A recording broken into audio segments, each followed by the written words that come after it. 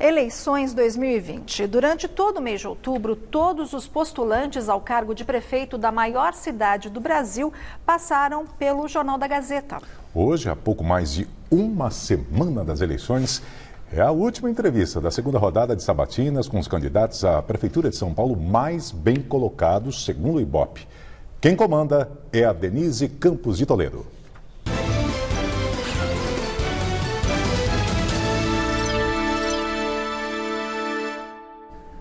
E dando sequência à nossa segunda rodada de entrevistas com os candidatos melhor colocados aí nas pesquisas, eu converso agora com o Celso Russomano, que é candidato pelo Republicanos. Celso, boa noite. Boa noite, Denise. Um prazer muito grande estar aqui. Eu, quando volto para cá, me relembro o meu começo da televisão, que foi aqui na Gazeta. É jornalista também, o trabalho de jornalista, né? É verdade. Agora, Celso, faltando um pouco mais de uma semana para as eleições, você está numa situação menos favorável em relação às pesquisas. Eu queria saber como é que você sente isso. Não é? Qual é a tua confiança numa virada, chegar no segundo turno, recuperar isso que foi perdido? Bom, na verdade a gente tem pouco tempo de televisão e nós temos o menor recurso da campanha. Isso porque a minha vida é feita assim, né? Eu economizo na minha verba de gabinete, eu não uso auxílio moradia, auxílio escritório, enfim. Eu já economizei mais de R$1.700.000 de verba de gabinete. Então eu estou economizando o máximo que eu posso para não gastar o dinheiro do fundo, que para mim, é importante que esse dinheiro esteja na saúde, na educação, na segurança. Mas eu estou muito bem, nós temos trackings, nós estamos acompanhando, nós temos uma média das últimas duas pesquisas que saíram aí, da XP, né, IPESP, e do Ibope, você tirando a média e com os trackings que a gente tem, a gente está em torno de 20%, então a gente está no segundo turno e nós vamos continuar fazendo campanha do jeito que a gente consegue fazer dentro dos recursos que a gente tem. Mas eu estou muito feliz e muito confiante. Agora, nós recebemos várias perguntas aqui de telespectadores, né, que querem participar da nossa entrevista, e vários deles estão preocupados aí com a questão de saúde, mas não necessariamente relacionada à pandemia, que você tem falado muito sobre isso, mas em relação a tratamentos mais de doenças crônicas, questão dos rins. Eu queria saber qual que seria a sua pauta para a saúde. Bom, a gente tem uma quantidade imensa de consultas especializadas represadas, só exames de 204 mil, né, cirurgias eletivas. Então, a atual administração deu importância à Covid, esqueceu que existem outras doenças, que as pessoas também morrem por infarto, morrem por AVC, né, com doenças crônicas. Você veja que eu aprovei uma lei em Brasília que determina que em 60 dias você tem atendimento para o câncer. E as pessoas estão passando mais de 60 dias, tem gente esperando há 5 meses, 6 meses para a primeira consulta com o oncologista. Isso é triste. Então, a gente precisa tratar da Covid, sim, mas a gente tem que tratar das outras doenças também. Então, o que nós vamos fazer? Nós vamos fazer convênios com os hospitais particulares e com as clínicas, essas clínicas populares que você tem espalhado por toda a cidade, para a gente zerar o número de consultas especializadas e os exames. Se a gente desafogar a atenção primária, nós vamos conseguir fazer um mutirão de cirurgias. Para a administração, só para encerrar, para a administração, nós vamos trabalhar com a teleconsulta, com o médico do lado, o médico clínico acompanhando o especialista. O que você não pode deixar é que o paciente ele fique sem o tratamento. Você veja, uma pessoa que precisa de um comprimido para uma pressão alta, para a hipertensão, se ele não tomar um comprimido que custa R$5 apenas, ele vai ter um AVC, ele vai custar só de UTI R$150 mil para o poder público. Não é mais barato você tratar a prevenção e com esse dinheiro você tratar as pessoas que precisam de cirurgias eletivas, de próteses, órteses e outras coisas mais? Perfeito. Nós temos o Laureano aqui preocupado com várias linhas de ônibus, a questão da interligação. Eu nem vou citar todos porque são vários exemplos que ele citou. Qual seria a sua estratégia em relação ao transporte coletivo, a ligação metrô e ônibus, principalmente? Pois é, a gente precisa de mais terminais, a gente precisa de mais corredores, é o que nós vamos fazer, e de mais faixas. Mas nós precisamos de um sistema semafórico bom, né, interligado. Você para no trânsito, hoje um ônibus anda na média de 16 a 18 km por por hora. Imagina, ele anda quase que uma pessoa correndo vai chegar do lado do ônibus, se ele parar em todos os pontos. Então você precisa mudar esse quadro, você tem que dobrar essa velocidade. Para isso, você precisa de um sistema semafórico que funcione, corredores, precisa de faixas, mas precisa de mais. Você precisa incentivar outros tipos de modais de transporte, tais como táxi, os aplicativos, bicicletas, patinetes e outros, todos que vierem serão bem-vindos. Se você integrar esses sistemas todos, se você tiver, por exemplo, nos terminais bicicletário, você vai fazer com que as pessoas deixem de usar só o transporte coletivo e vai sobrar espaço para outras pessoas estarem nesse transporte. Você tem que ter em mente o seguinte, se passa o ônibus mais rápido, o ônibus está mais vazio, porque é mais velocidade, é como se fosse uma ciranda. Mas Quanto mais rápido... faria esse semáforo inteligente relacionado ao ônibus com o transporte particular com os carros? Então, os semáforos, ou seja, interligados e inteligentes, eles monitoram a quantidade de veículos que estão passando nas vias principais, então o semáforo fica mais aberto para as vias principais nos horários de pico do que para as vias transversais.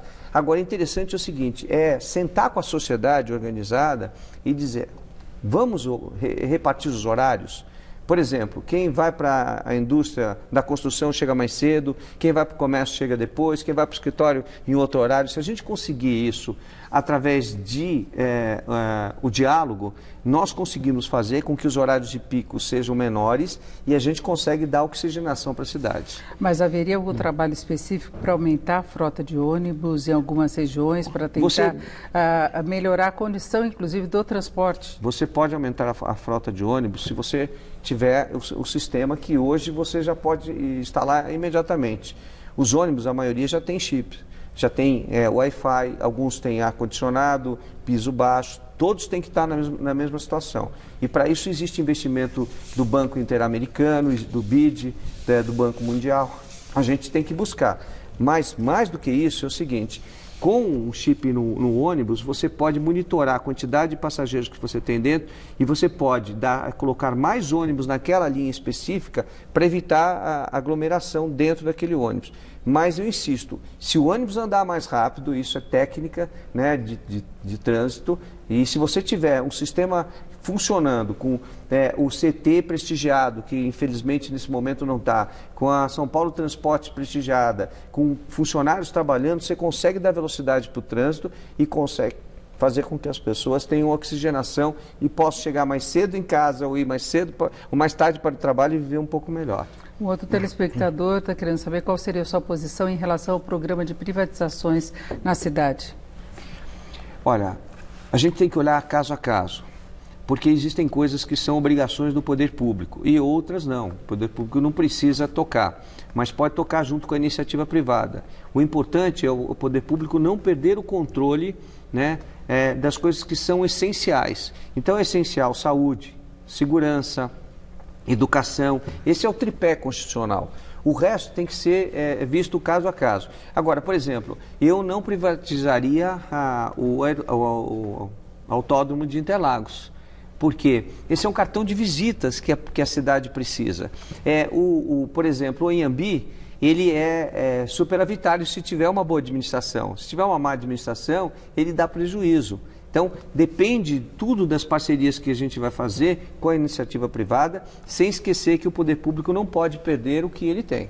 Lembra que Interlagos tem uma disputa com o Rio de Janeiro. Pois a gente não pode perder a Fórmula 1, né? A gente não pode. Eu faria tudo. Agora, você tem tantos espaços em Interlagos para você vender publicidade, o poder público não é competente para isso, mantendo o Interlagos sem gastar nenhum tostão.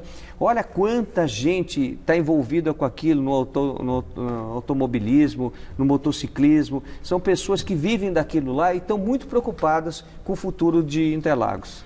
Agora, em relação à educação, a gente tem visto aí no exterior uma nova onda de pandemia. Então, se planeja a retomada e as aulas estão voltando aos poucos, mas se teria de lidar com segurança. Quais seriam os seus planos nesse sentido, além de repor o que foi perdido, dar segurança em relação à pandemia mesmo? Bom, a gente tem que seguir as normas e as orientações da Organização Mundial de Saúde. Isso é importantíssimo. Agora, a gente não pode esquecer que a Europa, apesar da segunda onda, não cessou as aulas das crianças, né? Então, a gente precisa olhar com carinho para essas crianças. A gente tem um problema sério com as crianças das periferias que estão sem aula, absolutamente sem nada, porque elas não têm como acessar a internet, não têm internet, né? Até a prefeitura queria dar tablets para elas, mas não tinha chips, então o chip, e o que aconteceu? O Tribunal de Contas impediu que isso acontecesse. Nós temos que olhar para todas essas crianças, não só da rede privada, como da rede pública. Numa eventual administração minha, eu vou olhar com muito carinho para isso, seguindo as orientações da Organização Mundial de Saúde, nós vamos retomar as aulas. E qual seria a sua postura em relação à vacinação? Eu sou favorável à vacina, né? Polêmicas e mais polêmicas, desde que ela seja aprovada pela Anvisa e que passe pelos testes, né? E todo o processo de aprovação. Eu sou favorável. Agora, se você perguntar para mim se eu acho que as pessoas devem ser obrigadas a tomar, não. Eu acho que as pessoas devem ter consciência da importância através de campanhas, né, de educação, da saúde, como sempre foi feito, não na obrigação. Mas no caso de escolas, por exemplo, das crianças que permaneceriam em aula, nesse caso você acha que deveria? Porque há todo um questionamento de outro tipo de vacina também. Em relação à criança, a legislação determina, já existe legislação, né, determina que os pais são obrigados a levar as crianças para vacinar. Então, vacina tem que ter segurança. Tendo segurança, não tem problema nenhum. Eu levo meus filhos para vacinar, né, desde que tenha segurança e que a Anvisa aprove, não importa de onde veio a vacina. Agora, Celso, o Guilherme Boulos é o que mais está se aproximando de você nas pesquisas, e a gente está falando agora nessa segunda rodada muito de política, e você teve uma multa aplicada por impulsionamentos em redes sociais contra o Guilherme Boulos. Como é que você viu essa decisão? Desculpe, não foi por impulsionamento, foi por uma veiculação de um programa. Eu também tive em relação a ele, acho que se não me engano, dois ganhos impedindo que ele continuasse a veicular e me dando direito de resposta no programa dele. Isso faz parte da campanha eleitoral, né? Todos estão passando por isso, mas eu tenho respondido aos ataques. Se ele parar de me atacar sem razão nenhuma, porque não conhece o meu trabalho, eu estou há 30 anos fazendo um trabalho em defesa do consumidor, então eu digo sempre para ele, Guilherme, quando você tinha 7, 8 anos de idade, eu já trabalhava defendendo as pessoas, então cuidado com o que você fala a respeito das pessoas, respeitem as pessoas, porque as pessoas devem ser respeitadas. E para fecharmos bem rapidamente, que tem a pergunta também de outro telespectador, o porquê de você ter evitado determinadas entrevistas e debates? Não estou evitando não. Por exemplo, hoje eu não podia estar num debate que teve porque tinha marcado, era o último dia inclusive, eu estava fazendo a sabatina do UOL e da Folha. Então eu vou em todos, vou estar em todos do segundo turno sem problemas nenhum. Se a Gazeta fizer, eu estarei aqui com certeza absoluta. Perfeito, eu conversei aqui com o Celso Russomano, que é candidato pelo Republicano. Celso, muito obrigada. Obrigado, Denise, eu que agradeço. Com vocês.